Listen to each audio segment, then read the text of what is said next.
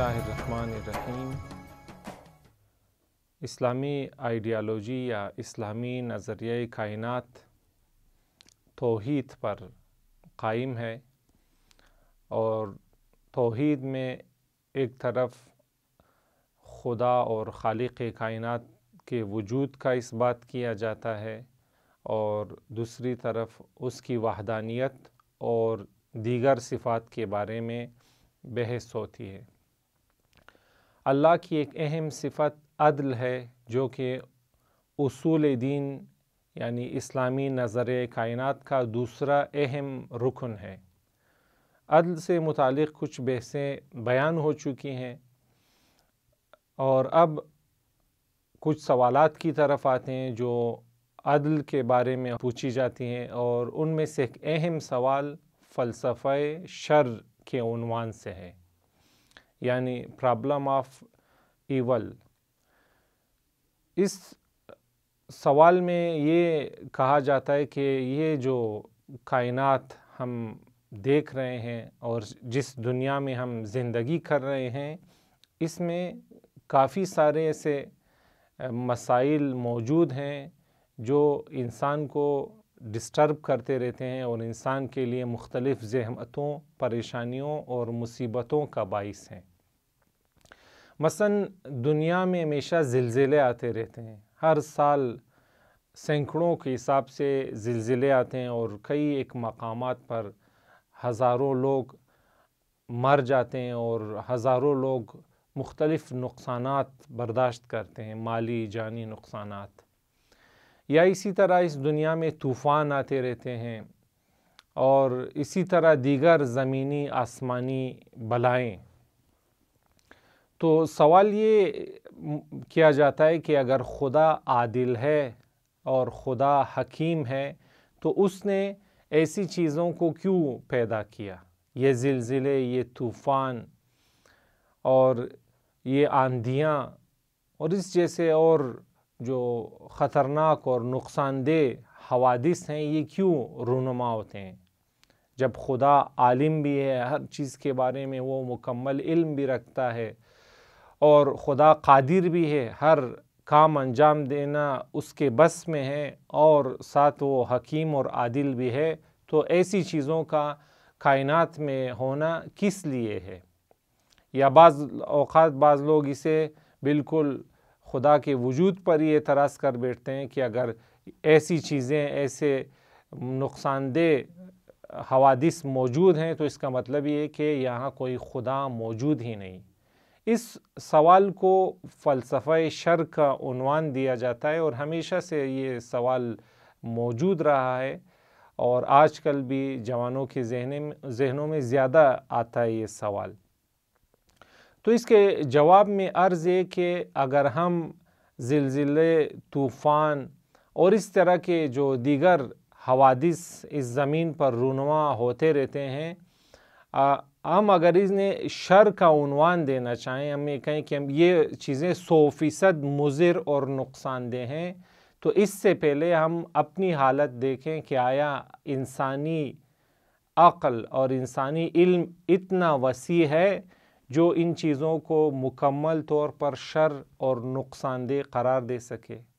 کیا ہم اس مادی دنیا کو اس کی تمام وسعتوں کے ساتھ جانتے ہیں؟ کیا ہمیں زمین کے بارے میں مکمل علم ہے، ہر چیز کے بارے میں، زمین کے ماضی اور زمین کے مستقبل کے بارے میں بھی؟ کیا اتنا وسیع علم ہمارے پاس ہے تاکہ ہم یہ فیصلہ کر سکیں کہ فلاں چیز فائدہ مند ہے یا فلاں چیز مکمل طور پر 100% نقصان دہ اور فاسد چیز ہے؟ جب ہم اس سوال کو دیکھتے ہیں تو ہم اس سوال کے مقابلے میں اپنے آپ کو بہت ہی عاجز محسوس کرتے ہیں، اس لیے کہ آج تک جتنا بھی ہمارے پاس سائنسی علم ہے، وہ ایک دریا کے اور ایک سمندر کے مقابلے میں قطرے کی مانند ہے۔ آئنسٹائن ایک مشہور سائنسدان گزرا ہے، آئنسٹائن کہتا ہے ہمارے پاس اس وقت جتنا بھی علم ہے اس کی حیثیت ایک قطرے جیسی ہے دریا اور سمندر کے مقابلے میں، یعنی ہمارا علم بہت ہی ناقص ہے۔ اور آئندہ کے بارے میں تو ہم بالکل بھی نہیں جانتے، اور زمین میں کئی ایسے مقامات ہیں، سینکڑوں اور ہزاروں ایسی اشیاء موجود ہیں جن کے بارے میں بھی ہم مکمل علم حاصل نہیں کر پائیں۔ یہی انسان کا مختصر وجود، یہی جسمانی وجود، ہم اس کے بارے میں اپنی تحقیقات اب تک مکمل نہیں کر پائیں۔ تو انسانی علم کی اتنی محدودیت کو دیکھتے ہوئے ہم یہ احساس کرتے ہیں اور عقل یہ فیصلہ کرتی ہے کہ ہم اس پوزیشن پر ہی نہیں ہیں کہ ہم کسی چیز کو مکمل طور پر شر اور نقصان دہ قرار دے سکیں۔ درست ہے، ہمیں بعض چیزیں نقصان دہ دکھائی دے رہی ہیں، محسوس ہو رہی ہیں، لیکن چونکہ ہمارا علم محدود ہے، ہم اس زلزلے کو مثلا اس مقام پر نقصان دہ سمجھ رہے ہیں، حالانکہ اگر ہمارا علم وسیع ہو اور ہم زمین کی مختلف تہوں سے، زمین کی لیئر سے ہم آشنا ہوں، جس طرح کے جیولوجی میں اس چیز کا مطالعہ کیا جاتا ہے، تو ہم مثلا دیکھتے ہیں کہ زلزلہ زمین کے وجود کے لیے بہت فائدہ مند اور ضروری ہے۔ زلزلے اگر نہ ہوتے ہوں تو ممکن ہے کہ زمین میں جو طاقت جمع ہو جاتی ہے، جو انرجی جمع ہو جاتی ہے، اس کی وجہ سے شاید زمین کا بالکل وجود ہی نابود ہو جائے۔ یہ اب تک ہم ان چیزوں کا علم حاصل کر پائیں۔ تو کہنے کا مقصد یہ کہ چونکہ ہمارا علم محدود ہے اور بالخصوص آئندہ کے بارے میں ہم تو بہت ہی کم جانتے ہیں، اور اسی طرح ماضی کے متعلق، لہٰذا ہم یہ درست نہیں کہہ سکتے کہ فلاں واقعہ، فلاں حادثہ اگر ہو رہا ہے زمین پر تو یہ نقصان دہ ہے۔ ممکن ہے اس کی وجوہات ماضی میں رہی ہوں اور ماضی میں یہ چیز فائدہ مند رہی ہو، اب ہمیں عارضی طور پر نقصان دہ دکھائی دے رہی، آئندہ میں دوبارہ اس کے فوائد ظاہر اور نمایاں ہوں۔ پس فلسفہ شر میں سب سے پہلی چیز جو ہمیں ملاحظہ کرنی چاہیے وہ یہ کہ ہمارا علم بہت ہی محدود ہے، بہت ہی ناقص ہے، جس کی بنا پر ہم اس پوزیشن پر ہی نہیں ہیں کہ ہم کسی چیز کو 100% نقصان دہ اور 100% شر قرار دے سکیں۔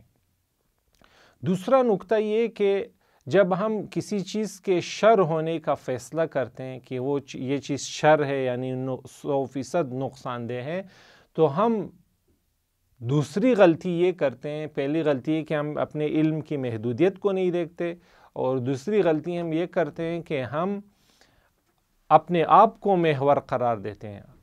ہم دیکھتے ہیں چونکہ فلاں چیز میرے لیے نقصان دہ ہے یا انسان کے لیے نقصان دہ ہے، اس لیے وہ چیز شر ہے پورے عالم کائنات میں، پوری دنیا کے لیے، اور یہ بات خود غلط ہے۔ ہم اس دنیا میں فقط انسان تو نہیں رہتا، اس دنیا میں اور ملینوں کے حساب سے اور بھی موجودات رہتے ہیں، اور بھی اشیاء اس دنیا میں موجود ہیں۔ تو لازمی نہیں جو چیزیں ہمیں آج اپنے لیے نقصان دہ دکھائی دے رہی ہے وہ پورے عالم وجود کے لیے، پوری دنیا کے لیے، پوری زمین کے لیے، تمام مخلوقات کے لیے نقصان دہ ہو۔ ایسا نہیں ہے۔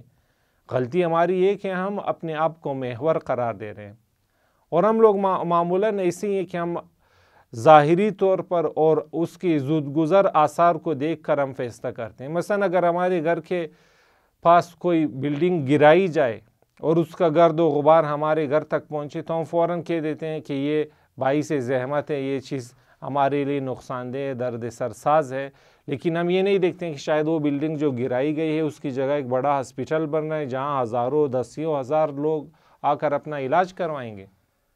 ہم وہ چیز نہیں دیکھتے ہیں، ہم فقط اپنا فائدہ نقصان دیکھ کر فیصلہ صادر کر دیتے ہیں۔ تو پس ہمیں دوسری غلطی سے بچنا چاہیے، ایک تو اپنے علم، انسانی علم کی محدودیت کو دیکھنا چاہیے، اور دوسری چیز یہ کہ اپنے آپ کو ہم محور قرار نہ دیں۔ ممکن ہے ایک چیز آج ہمارے لیے اور ہماری ذات کے لیے نقصان دہ ہو، لیکن زمین اور کائنات کے مجموعی نظام کو دیکھتے ہوئے وہ چیز بہت فائدہ مند ہو، اور جیسے کہ اس کی دسیوں مثالیں موجود بھی ہیں۔ تیسری بات جو اس سوال کے ذیل میں ہمیں سمجھنا چاہیے وہ یہ کہ یہ دنیا ایک محدود دنیا ہے۔ اس دنیا میں تمام چیزیں آپس میں ملی ہوئی ہیں، آپس میں جڑی ہوئی ہیں۔ یہ دنیا ایک انٹر کنیکٹڈ دنیا ہے۔